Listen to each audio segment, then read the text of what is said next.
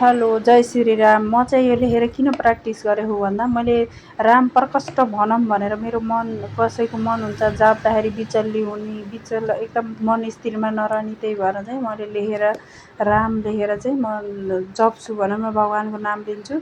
म एकचोटि राम लिँदा दुईचोटि लेखेको हुन्छ, फेरि एकदम इजी लाग्छ कि होइन।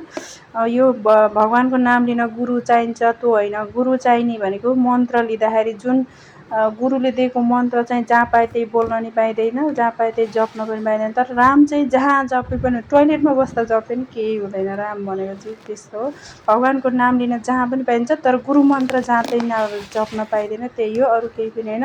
ननभेज नखानु, चोखो कपडा लगाएर भगवान्को नाम लियो भने अझ राम्रो। अगर हजुरहरूले नि खानुहुन्छ भने नाम लियो भने चाहिँ छुट्छ, नराम्रो उहरू छुट्छ भने चाहिँ धेरै सुनेको छु। मैले पनि अरूबाट लिएको, मबाट ज्ञान भएको होइन, तर मैले जप्न लगाएको चाहिँ 1 वर्ष भयो। बाई।